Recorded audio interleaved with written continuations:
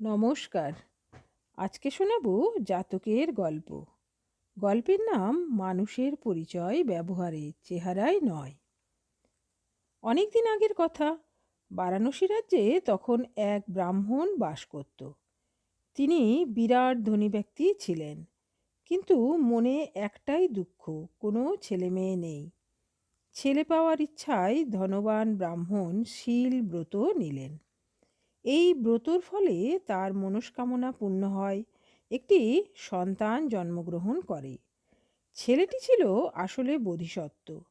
গায়ের রং ছিল ভীষণ কালো, তাই তার নাম রাখা হয় কৃষ্ণ কুমার।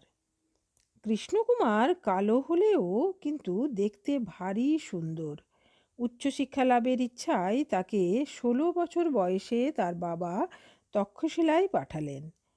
কৃষ্ণকুমারের তীক্ষ্ণ বুদ্ধি দেখে গুরুদেব খুব খুশি হলেন।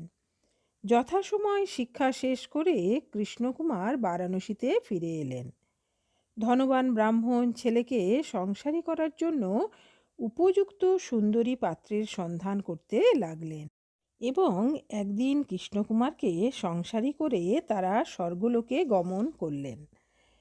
পিতামাতা মারা গেলে কৃষ্ণকুমার তার রত্নভাণ্ডার খুঁটিয়ে দেখলেন। মনে মনে ভাবলেন, আজ তিনি কত সম্পত্তির মালিক, কিন্তু যারা দিনের পর দিন কঠোর পরিশ্রম করে এত সম্পত্তি অর্জন করেছেন, তারা কেউ আজ পৃথিবীতে নেই। তাদের কঠোর পরিশ্রমের ফসল এই সম্পত্তি রেখে গেছে। কৃষ্ণকুমার চিন্তায় পড়ে গেল। মনে মনে ভাবল, চুরি, শত্রু এবং বিপদেই একমাত্র ধন ক্ষয় হয়। মানুষ পৃথিবী থেকে যখন বিদায় নেয়, তখন সব কিছু রেখে যায়। অথচ এই অর্থের জন্য, ঐশ্বর্যের জন্য মানুষ হিংসার পথে যেতেও দ্বিধাবোধ করে না। তাই তখন কৃষ্ণকুমার মনে মনে দৃঢ় প্রতিজ্ঞাবদ্ধ হলো, না, এই তথাকথিত লোভী মানুষদের পথে সে চলবে না। আমি আমার সমস্ত সম্পত্তি গরিবদের বিলিয়ে দেব। এই ভেবে একদিন কৃষ্ণকুমার রাজ দরবারে হাজির হলো এবং তার মনের বাসনার কথা মহারাজাকে জানালো। মহারাজের সম্মতি নিয়ে কৃষ্ণকুমার 7 দিন ধরে প্রচুর ধন সম্পত্তি গরিবদের বিলিয়ে দিল। কিন্তু তবুও ধন শেষ হয় না। তাই একদিন বাড়ির সমস্ত দরজা খুলে রাজ্যের সমস্ত লোকদের ডেকে বলল, তোমাদের যার যা ইচ্ছে নিয়ে যাও। সমস্ত কিছু দান করে কৃষ্ণকুমার নগর ছেড়ে বনের দিকে চললেন। রাজ্যের সৎ ও নিষ্ঠা ব্যক্তিরা চোখের জল ফেলে কৃষ্ণকুমারকে বিদায় জানালো। গভীর বনে সুন্দর একটি মাকাল গাছের নিচে কৃষ্ণকুমার ভগবানের তপস্যা করতে বসেন।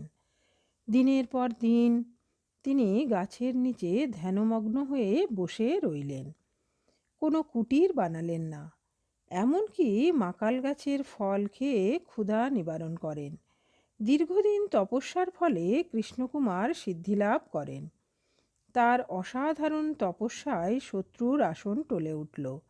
শত্রু কৃষ্ণকুমারের তপস্যার তেজ দেখার জন্য ছদ্মবেশে কৃষ্ণকুমারের তপস্যার স্থলে হাজির হয়ে কৃষ্ণকুমারের চেহারার নিন্দা শুরু করলেন। ছি ছি, গায়ের রং কয়লার মতো কালো, যে গাছের নিচে বসে আছে সে গাছ কালো, এমনকি দুবেলা যে ফল খেয়ে খিদে মেটায় সে ফলও কালো। শত্রুর নিন্দনীয় কথায় বোধিসত্ত্ব কিন্তু মুদ্রিত আঁখি খুলল না। তিনি মনে মনে বুঝতে পারলেন, শত্রু তাকে পরীক্ষা করার জন্য ছদ্মবেশ ধারণ করে এসেছেন। তার তপস্যার জোর পরীক্ষা করার জন্য এ ধরনের কথা বলে উত্তেজিত করার চেষ্টা করছে। বোধিসত্ত্ব চোখ না খুলে বলল, যার মন অপরিষ্কার সেই কালো। আমার গায়ের রং কালো হলেও মন পরিষ্কার। শত্রু বুঝতে পারলেন কৃষ্ণকুমারের তপস্যার জোর কোনো অংশে কম নয়।